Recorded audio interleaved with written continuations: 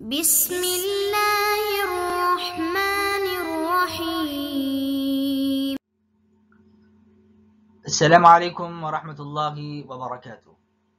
عزیز طلباء، امید کرتا ہوں آپ بخیر و عافیت سے ہوں گے انشاءاللہ۔ آج ہمارا سبق نمبر 18 ہے اور ہم جاننے کی کوشش کریں گے کہ علم الکلام کی وجوہات تسمیہ کیا ہیں، اس علم کو علم الکلام کیوں کہتے ہیں، یہ خصوصی طور پر الکلام لفظ، اس کی وجہ کیا ہے۔ علامہ رحمۃ اللہ علیہ نے تقریباً کوئی 8 وجوہات بیان فرمائی ہیں، ہم ان وجوہات کو بھی جانیں گے۔ پہلی وجہ بیان فرماتے ہیں لأن عنوان مباحثه، اس لیے کہ علم الکلام کی مباحث کا عنوان كان قولهم، ان کا یہ قول تھا، الکلام فی کذا وکذا، اس مسئلے میں اس طرح گفتگو ہے، الکلام فی کذا وکذا یعنی فلاں فلاں مسئلے میں یہ گفتگو ہے۔ یہ پہلی وجہ نمبر 1 بیان فرمائی ہے کہ علم الکلام کو کلام کے ساتھ کیوں مخصوص کیا گیا۔ لفظ کلام لانے کی وجہ کیا ہے؟ لفظ کلام لانے کی پہلی وجہ یہ ہے کان قولهم الکلام فی کذا وکذا، متکلمین حضرات اس جملے کا استعمال بہت زیادہ فرماتے ہیں۔ متقدمین کی عبارتوں میں ہمیں یہ عبارت ملتی ہے، بلکہ وہ اپنی مباحث کے عناوین ہی ہیڈنگ اس عبارت سے قائم کرتے ہیں، الکلام فی کذا وکذا، یعنی اس مسئلے میں یہ گفتگو ہے۔ تو یہ پہلی وجہ ہوئی، جس کو ہم کہہ سکتے ہیں کہ تسمیۃ الشیء باسم عنوانہ، کسی شے کو اس کے نام سے موسوم کر دینا۔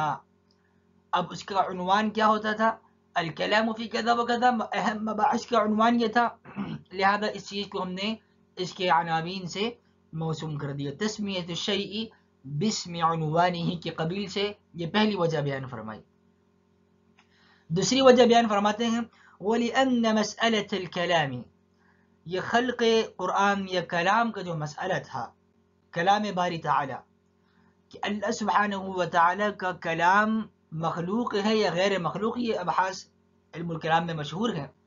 فرماتے ہیں وَلِأَنَّ مَسْأَلَةَ الْكَلَامِ، صفت کلام باری تعالی کا مسئلہ، كان اشہر مباحثه، کہ یہ علم الکلام کی مشہور ترین مباحث رہا، وَأَكْثَرُهَا نِزَاعًا وَجِدَالًا، اور كان اشہر مباحثه وَأَكْثَرَهَا نِزَاعًا وَجِدَالًا، یہ مسئلہ کلام علم الکلام کا مشہور مبحث، مشہور مسئلہ رہا، وَأَكْثَرَهَا نِزَاعًا وَجِدَالًا، اور اس کے بہت زیادہ مختلف فی مسئلہ رہا، جس میں آوازیں بلند ہوئیں، اور نزاع و جدال کے اعتبار سے یہ مسئلہ سب سے زیادہ مشہور رہا۔ حتی ان بعض المتغلبہ، یہاں تک کہ بعض متغلبوں نے، کیا مطلب؟ جنہوں نے قبضہ پا کر حکومت پالی، متغلب وہ لوگ جو قبضہ کر کے جبراً حکومت لے لیں۔ حتی ان بعض المتغلبہ قتل کثیرا من اہل الحق، بہت سے جابر اور متغلب حکمرانوں نے بہت سے اہل حق علماء کو شہید کیا، لعدم قولہم بخلق القرآن، کیوں؟ اس لیے کہ وہ اہل حق علماء ان کی بات نہیں کہتے تھے۔ وہ کیا بات تھی؟ لعدم قولہم، ان علماء کا نہ کہنا، بخلق القرآن، عقیدہ خلق قرآن پر، ان علماء کا عقیدہ خلق قرآن کو اختیار نہ کرنا، یہ وہ جرم، ناقابل معافی جرم تھا، جس کی سزا انہوں نے جام شہادت نوش کر کے پائی، اور ان کو متغلب بعض حکمرانوں نے شہید کر دیا۔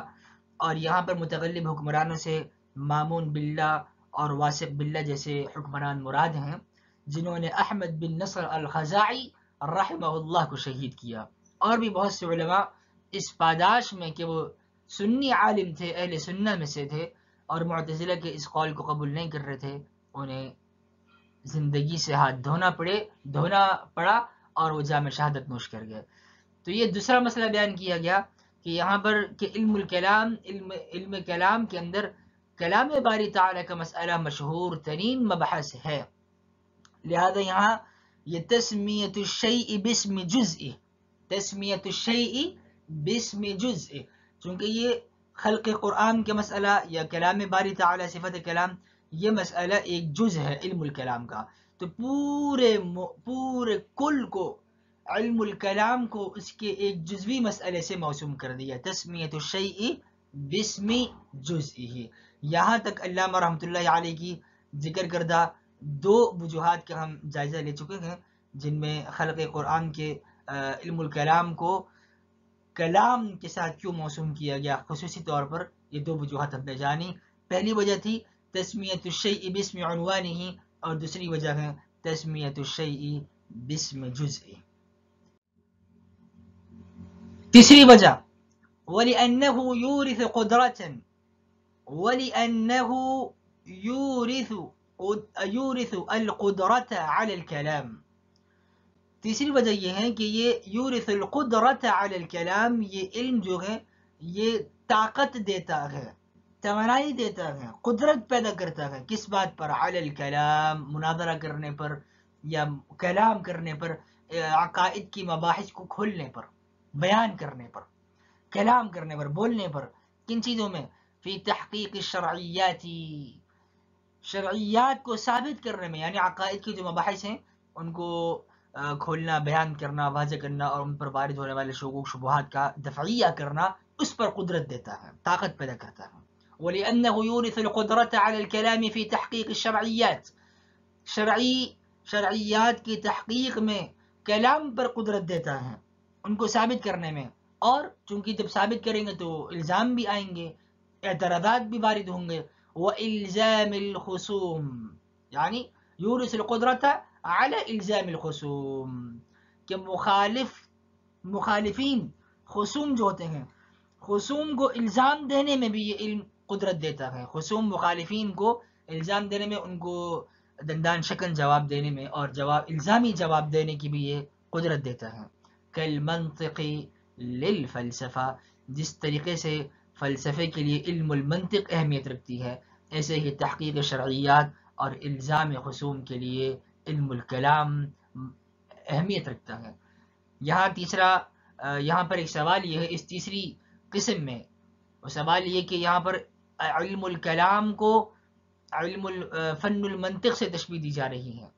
کالمنطق للفلسفہ، اب منطق جو ہے وہ ایک دونوں علم ان کو خادم بنا کر پیش کیا جا رہا ہے. لیکن اگر ہم دیکھیں علم الکلام وہ علوم اسلامیہ میں اپنا بڑا بلند مقام رکھتا ہے، لہذا منطق اور علم الکلام کے درمیان مناسبت کس چیز میں ہوئی؟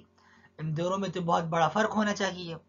اس کا جواب یہ دیا گیا کہ دیکھیے علم الکلام یہ کلام پر قدرت دینے میں منطق کی مثل ہے، درجے میں منطق کی مثل نہیں ہے.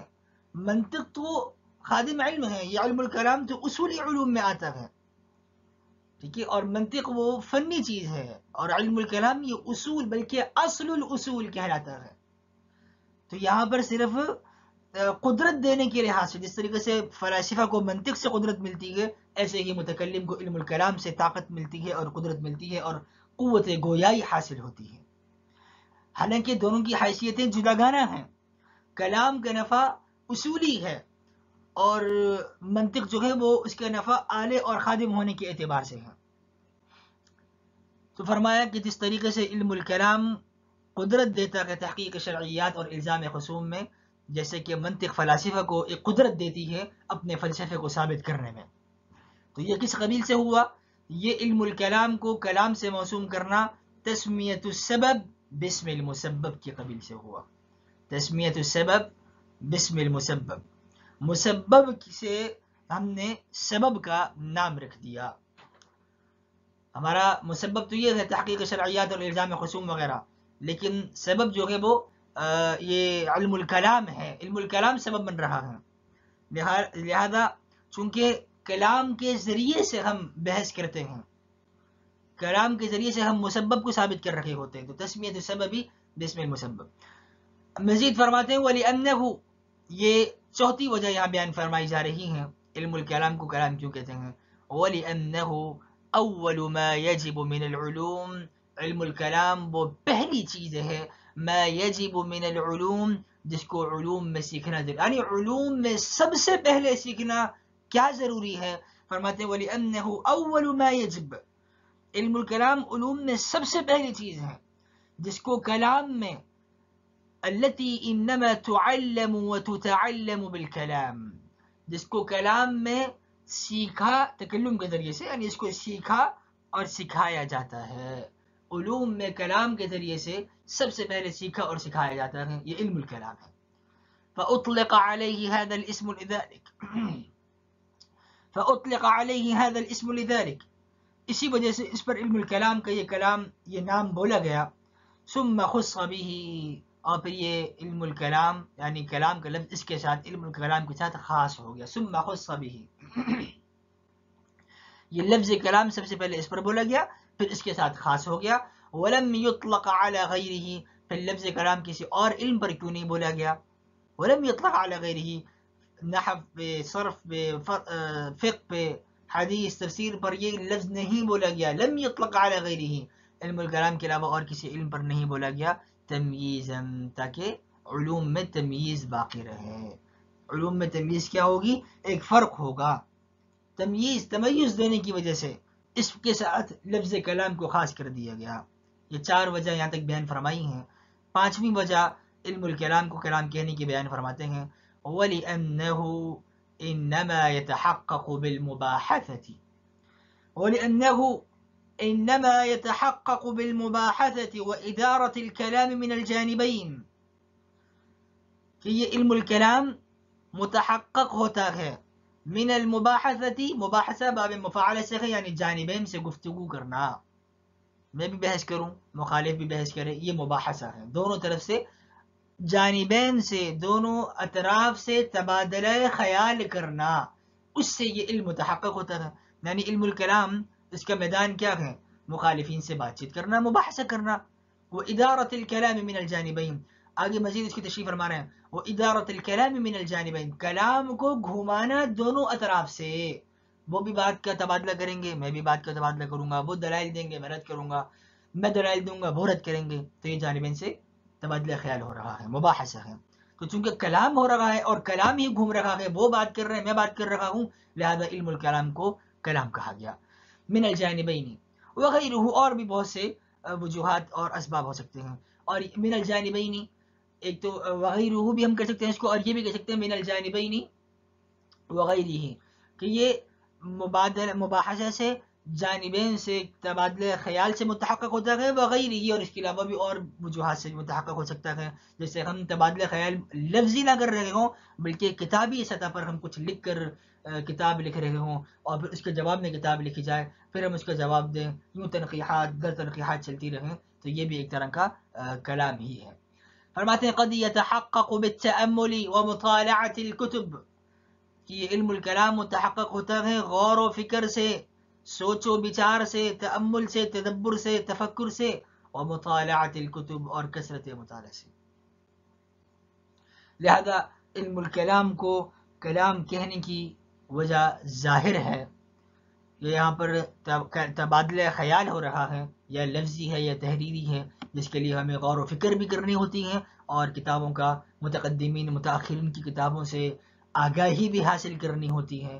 لہذا علم الکلام کو کلام کہا گیا. وَلِأَنَّهُ، 6ٹھی وجہ بیان فرماتے ہیں، وَلِأَنَّهُ أَكْثَرُ الْعُلُومِ خِلَافًا وَنِزَاعًا، یہ علم الکلام علوم میں سب سے زیادہ اختلاف جس علم میں ہوا یا جھگڑا ہوا، نزاعاً سب سے زیادہ اس علم میں ہوا. علوم میں سب سے زیادہ نزاع اور اختلاف کے اعتبار سے یہ علم الکلام ہے. اکثر العلوم، علوم میں سب سے زیادہ اختلاف اور جھگڑے والا، یعنی جس میں جھگڑا کیا گیا، جس میں اختلاف کیا گیا، وہ علم الکلام ہے. فَيَشْتَدُّ افتقارُهُ، لہذا اس کی طرف افتقارُهُ إِلَى الْكَلَامِ، فرماتے ہیں کہ علم الکلام کی طرف احتیاج شدید ہو جاتی ہے، بڑھ جاتی ہے، اور بالخصوص مع المخالفین والرد علیہم، جب مخالفین کے ساتھ بیٹھا جائے اور ان پر رد کرنے کی ضرورت پڑے تو اس وقت اس کی حاجت اور بھی بڑھ جاتی ہے. مخالفین کے ساتھ کلام کرنے کی جانب اس کی حاجت بڑی سخت ہے، شدید ہے، اور ان پر رد کرنے کی وجہ سے بھی اس پہ حاجت سخت ہے اور شدید ہے. وَلِأَنَّهُ أَكْثَرُ الْعُلُومِ خِلَافًا وَنِزَاعًا، دیگر علوم میں بھی اختلاف ہے لیکن فروعی مسائل میں فروعی نوع کے اختلافات ہیں اور وہ کم ہیں، لیکن یہ چونکہ اصولی علم ہے تو اس میں اختلاف اور نزاع بھی زیادہ ہے، اور تمام علوم کی نسبت اس میں اختلاف اور نزاع زیادہ پایا جاتا ہے۔ اسی لیے جب اختلاف زیادہ ہیں تو اختلاف کو دور کرنے کے لیے جانبین سے، مخالفین سے بات کرنی ہوگی، لہذا کلام کی ضرورت پڑی، افتقارہ الی الکلام، ٹھیک ہے۔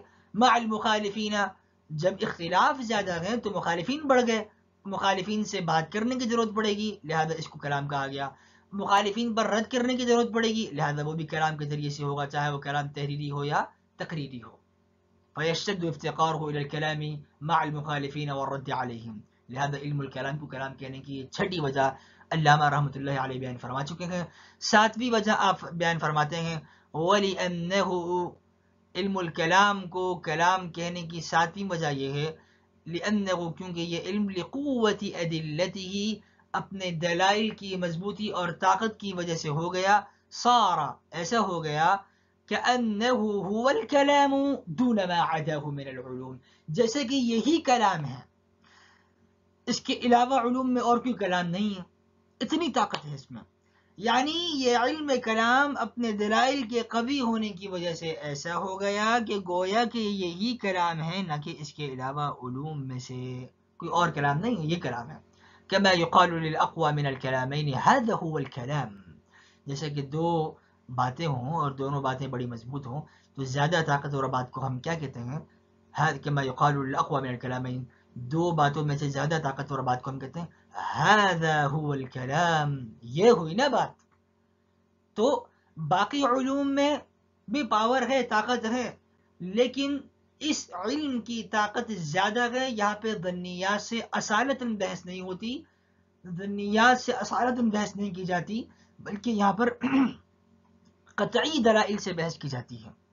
كأنه هو الكلام، تو یہ طاقتور ہوا، اقوى ہوا، لہذا هذا هو الكلام، اس لیے بھی اس کو کلام کہا جاتا ہے، علم الکلام کہا جاتا ہے۔ علم الکلام کو کلام کہنے کی آٹھویں وجہ علامہ تفتازانی رحمۃ اللہ علیہ بیان فرما رہے ہیں وَلِأَنَّهُ لِابْتِنَائِهِ عَلَى الْأَدِلَّةِ الْقَطْعِيَّةِ، یہ ساتویں کے قریب ہی ہے۔ فرما رہے ہیں کہ لِأَنَّهُ لِابْتِنَائِهِ، کیونکہ یہ علم بنایا گیا ہے، ابتنائیہ، اس کو مبنی کیا گیا، یہ مبنی ہونے کی وجہ سے علی الادلۃ القطعیہ، دلائل قطعیہ پر مبنی ہے، لہذا اس کی بنیاد مضبوط ہے۔ اب دلائل قطعیہ کیا ان کے لیے کوئی شواہد بھی ہیں؟ ویسے تو خود بھی وہ قطعی ہیں، طاقتور ہیں، مضبوط ہیں۔ فرماتے ہیں المؤید اکثرها بالادلۃ السمعیہ، وہ دلائل قطعیہ جن میں اکثر کی تائید ادلہ سمعیہ سے پائی جاتی ہے، جن کی تائید کی گئی ہے ان میں سے اکثر کی تائید کی گئی ہے ادلہ سمعیہ سے۔ علم الکلام ان ادلہ قطعیہ پر مبنی ہے جن میں سے اکثر کی تائید کی گئی ہے ادلہ سمعیہ سے۔ اشد العلوم تأثیرا، اشد العلوم تأثیرا، یہ علوم میں سب سے زیادہ تاثیر رکھنے والا، فی القلب، علم الکلام یہ اشد العلوم، لأن کے لیے یہ اس کو ہم خبر بناتے ہیں، اشد العلوم تأثیرا فی القلب، کہ علم الکلام اپنے دلائل قطعیہ پر مبنی ہونے کی وجہ سے، وہ دلائل قطعیہ جن میں سے اکثر کو دلائل سمعیہ کی تائید حاصل ہے، ان پر مبنی ہونے کی وجہ سے اشد العلوم تأثیرا فی القلب، علوم میں سب سے زیادہ تاثیر کرنے والا ہے دل میں۔ جتنے بھی علوم ہیں وہ دل پر اثر انداز ہوتے ہیں، لیکن سب سے زیادہ تاثیر کرنے والا، دل کو متاثر کرنے والا علم یہ علم الکلام ہے۔ تمام علوموں میں سب سے زیادہ مؤثر کن علم علم الکلام ہے۔ وتغلغلا فیہ، وتغلغلا فیہ، دل میں تاثیر پیدا کرنے والا، اور نفوذ کے اعتبار سے دل میں، یعنی دل کے اندر نافذ ہو جانے والا، تغلغلا فیہ، دل کے اندر اتر جانے والا، بات کو اتار دینے والا، نافذ ہو جانے والا۔ علوم میں سب سے زیادہ باعتبار تاثیر کے دل کے اندر اور باعتبار نفوذ کے دل میں یہ علم الکلام ہے۔ فسمی بالکلام، لہذا اس کو کلام سے موسوم کیا گیا، المشتق من الکلم، وہ کلام جو کہ کلم لفظ سے مشتق کیا گیا، وہو الجرح، اور کلم کا مطلب کیا ہوتا ہے؟ الجرح، زخم۔ کلم یہ جرحن سے زخم لگانے سے ہیں. وهذا هو کلام القدماء، اور یہ قدما کا کلام ہے، اور انہوں نے اس پر یہ وجوہات بیان فرمائی ہیں. متقدمین علماء رحمۃ اللہ علیہم نے جو وجوہات بیان فرمائی، جو علامہ تفتزانی رحمۃ اللہ علیہ کی زبانی ہم جان چکے ہیں کہ علم الکلام کو کلام کیوں کہا جاتا ہے. سبحان اللہ وبحمدہ، سبحانک اللہم وبحمدک، نشہد ان لا الہ الا انت، نستغفرک ونتوب الیک. سبحان ربک رب العزة عما یصفون، وسلام علی المرسلین، والحمد للہ رب العالمین. السلام علیکم ورحمۃ اللہ وبرکاتہ.